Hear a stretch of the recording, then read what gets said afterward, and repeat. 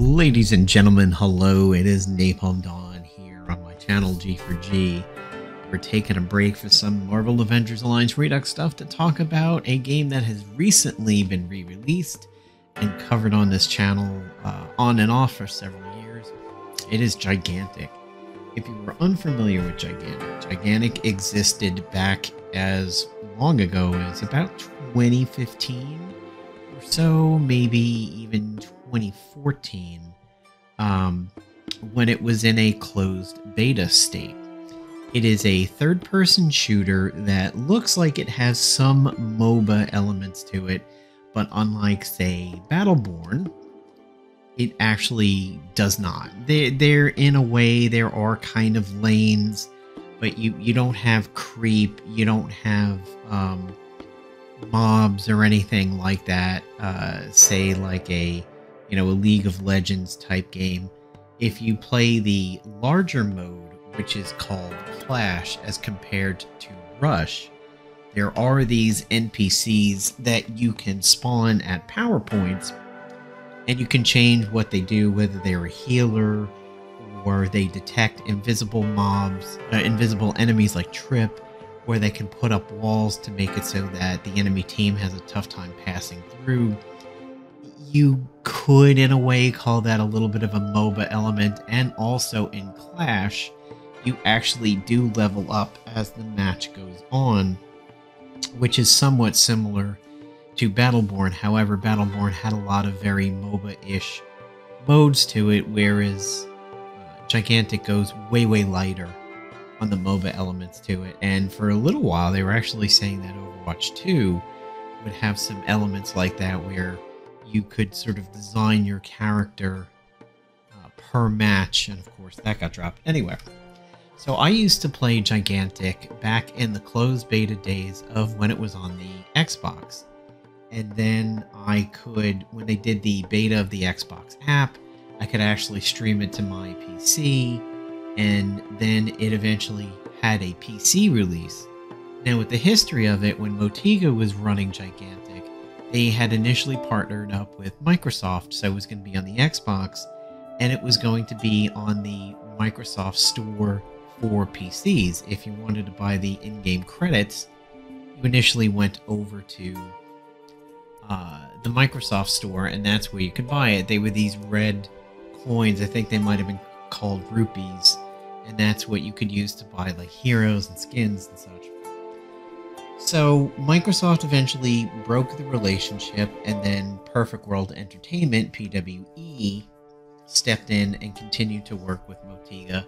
And a lot of people often consider PWE kind of a kiss of death, that when a game goes to PWE, it probably has a good chance of dying, and eventually that is what happened. Gigantic faced an uphill battle, releasing it around the time where we were dealing with Paragon, and Overwatch, and LawBreakers, and Battleborn. It faced some stiff competition, with the stiffest of competition probably coming from Overwatch itself. Overwatch was considered a juggernaut at the time, and a lot of games like LawBreakers considered their demise to be the hand of Overwatch, and even a little bit Battleborn. But Battleborn is kind of back. You cannot play matches, you cannot play the PvP components of it yet, but you actually can play a PvP version of Battleborn with a slight modification to your Steam files. So Gigantic went under, and a group of people were trying to bring it back. And unfortunately, the team that had been working on it had a bit of a breakdown, where somebody went and took their ball and kind of went home, and it left the project in some heavy disarray. Well, Gigantic recently, or at least a few months ago, had a closed beta that was announced, and if you had a Arc client, so Arc is what was serving one of the versions of Gigantic when the game died. Arc is, of course, the PWE client. If you had a Arc email that had been established for a while, you would be able to download Gigantic and play over a short weekend. And I guess they like what they saw, so Gearbox and 2K have decided to bring the game back.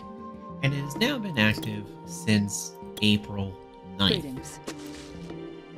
How is it faring since April 9th?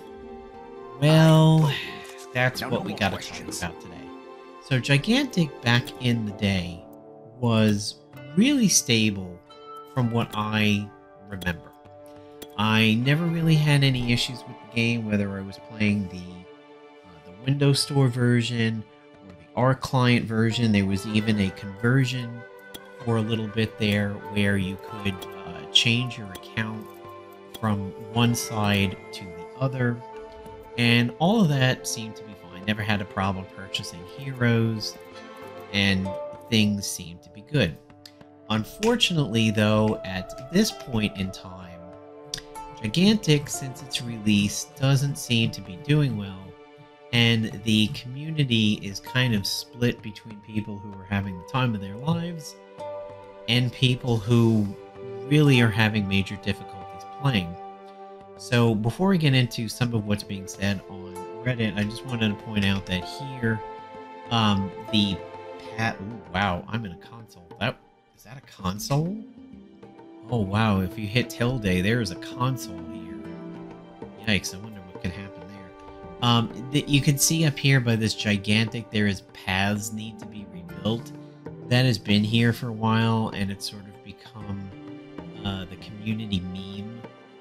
We almost wonder if maybe that could become like a joke title that they give you. See here, Napalmed on the Engine, which comes from me playing HK. I wonder if maybe we could get a title of Paths Need to Be Rebuilt as a title here, and the community has begun to comment on it. Here's another bug. Cagier, who is a new character, kind of a sly catweasel, does not have a description.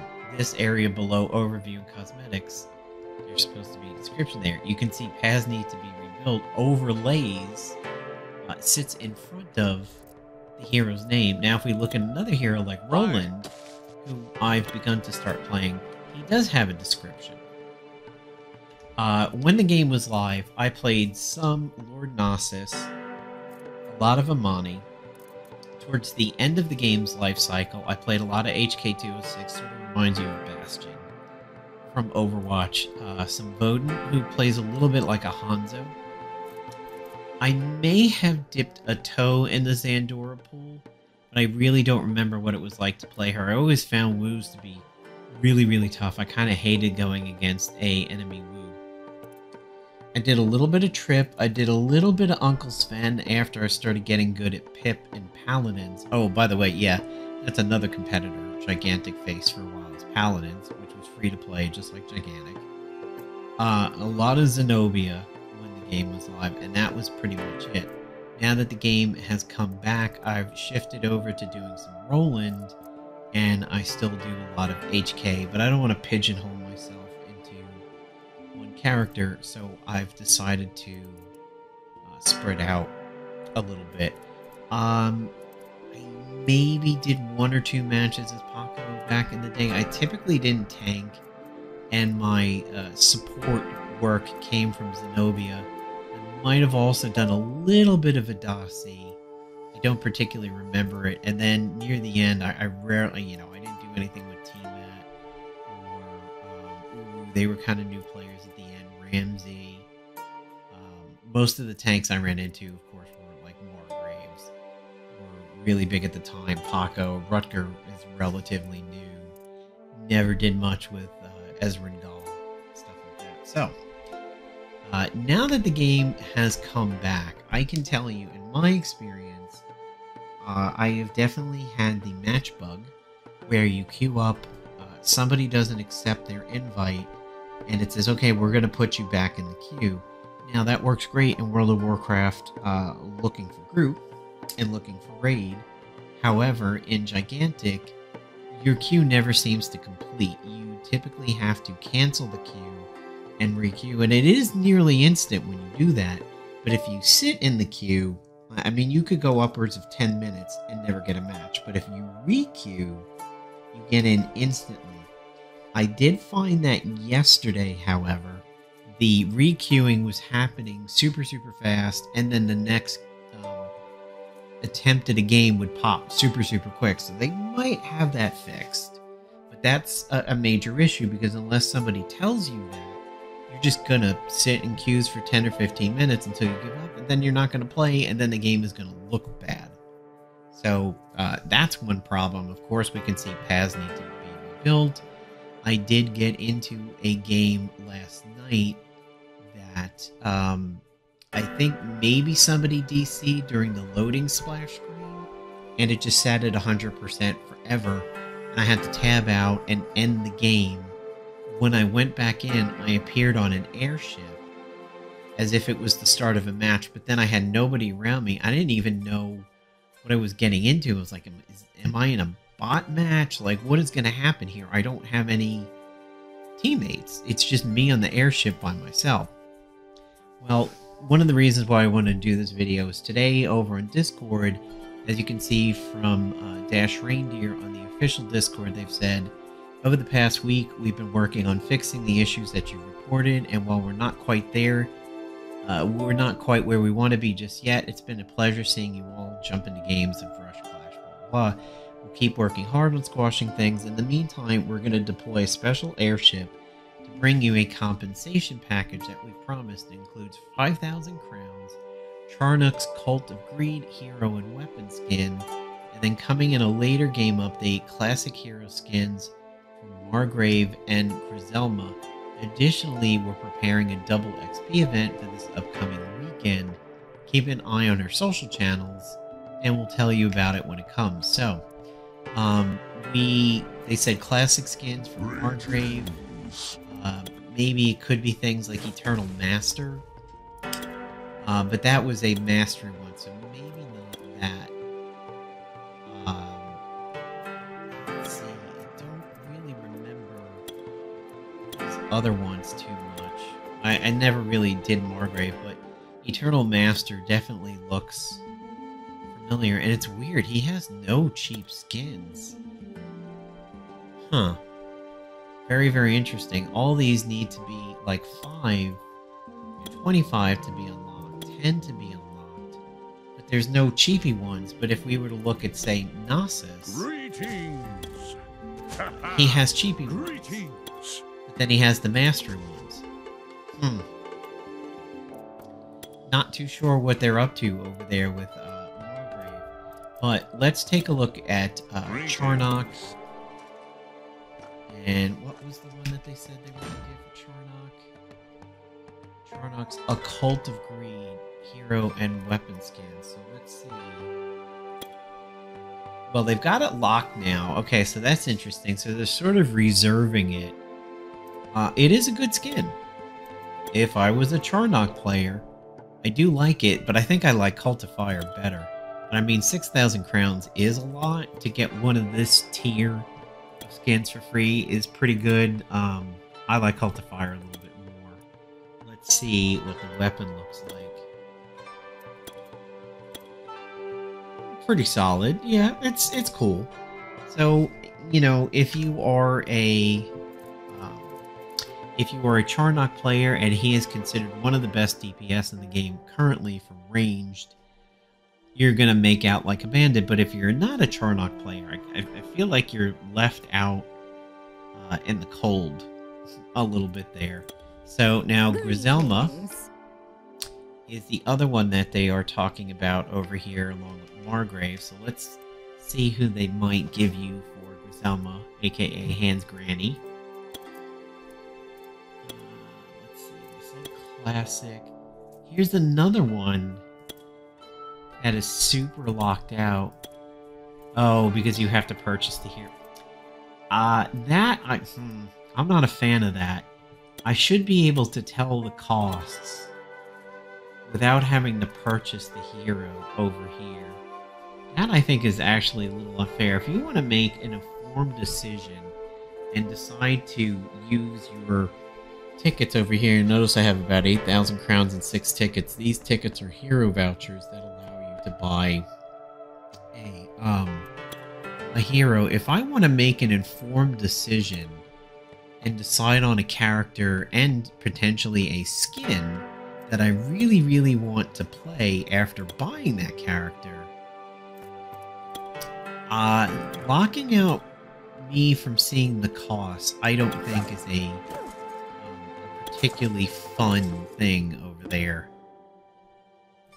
Yeah, I wish you could just see the costs without buying the hero. But anyway, so we may get, I think Cute and Cuddly is an old skin.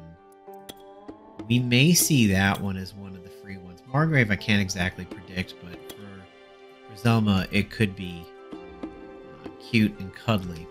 So let's take a look at the other bugs that people have been reporting, because if you look on the Reddit, it gets up here. So here's somebody saying they would like to see their damage. Here's some Trip Love over here.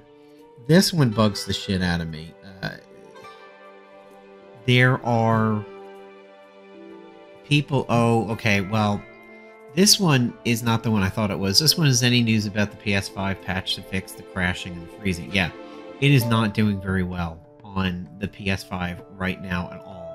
There is another post that said, is there an update on the PS5 bricking? A lot of people in the gigantic Reddit have been using the term brick, and as a tech person, I freak out when I hear the term bricking, because bricking means to totally render your device inoperable unless you go into a major fix.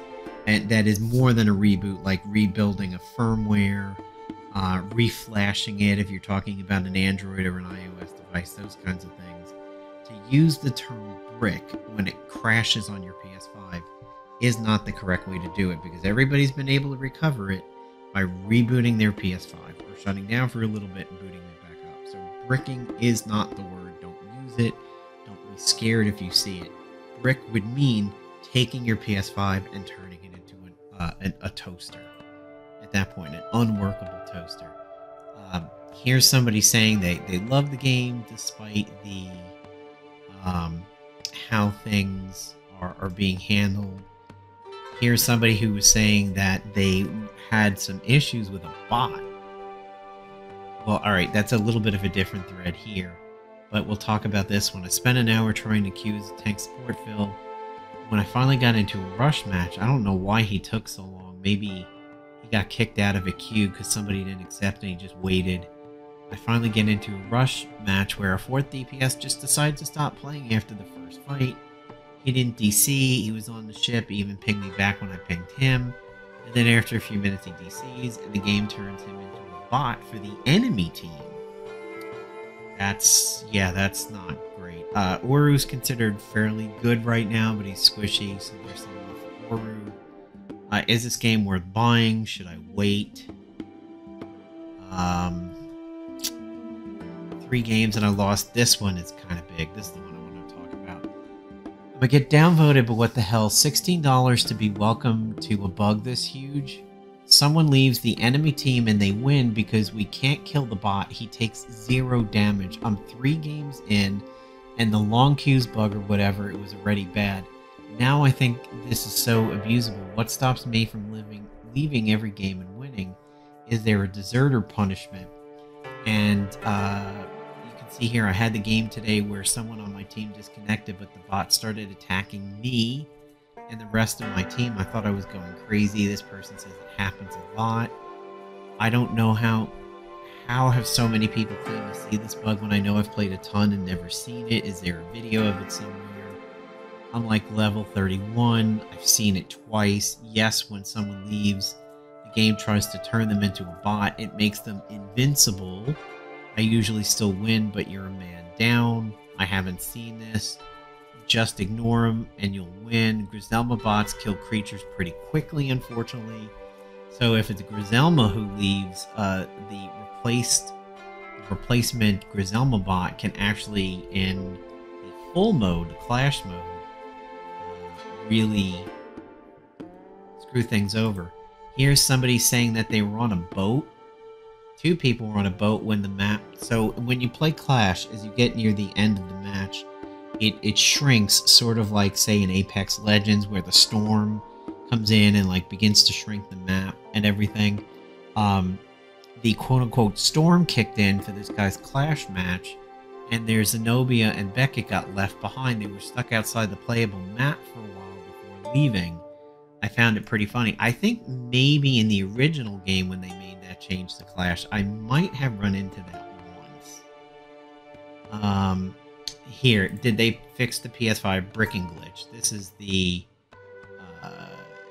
the one that I kind of got me mad, because it's not bricking. Here's somebody saying they get an authentication error, they can't play. They've tried VPNs, reinstalling. This person says, I live in the West. I don't get it. So yeah, I mean, you can look through the Reddit over here. Here's somebody saying an audio bug. But that's, oh, well, that's plugging in a graphic tablet as a second monitor screen. So that could be their own doing. Cheating. Every team had a 6-player Taito with no health bar roaming the map as an NPC? This is new. I haven't seen this one yet. Oh, happens with one of your teammates. It's the bot.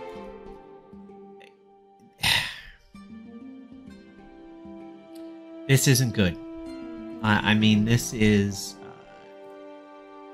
not a great look for Gigantic over here, because when you have a game that a lot of people loved, and people were so happy to see it come back, they were very positive towards the project that was trying to bring it back. They got super sad when the project blew up, and then to start get a little hope that the game is going to come back, and then to actually see it fully come back, supported by a developer, when you have so many fan-made projects that live and do well. Like, for example, I know Marvel Heroes has a fan project. You have Battleborn, which is a bit of a fan project. You have Rusty Hearts, Nosgoth, LawBreakers is even now starting to come back.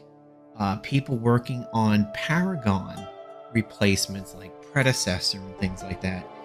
You have so many of these fan ones, which, as you know, can run into staffing issues. Do you have enough people for it? Do you have enough time? Anything can happen when it's a fan thing. But to actually see a developer and a publishing house bring something back, kind of like Evolve for a little while, that's amazing. And it is the ultimate in what people want when they want a game to never die and come back. To see it come back, to see it get this treatment, but then to see it not do too well and get a lot of bugs, where it may turn some fans away, it may make fans try to get friends into it too, but then they delay because they don't want to come in with bugs. It's hard to grow a community when a game is as buggy as it is right now in Gigantic, especially with what we're seeing on the PS5. It is problematic. I'm not a doomer when it comes to Gigantic. I'm not going to sit here and throw it under the bus, because I do like it. I take time away from my Overwatch 2 every night to make sure I do some Gigantic. I like it tons. I'm glad it's back. I haven't run into that many bugs.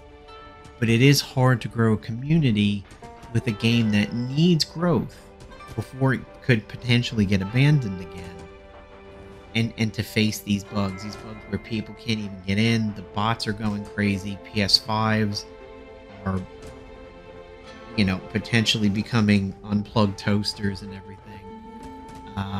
Yeah, it is a little scary, and I hope Gigantic gets their stuff together.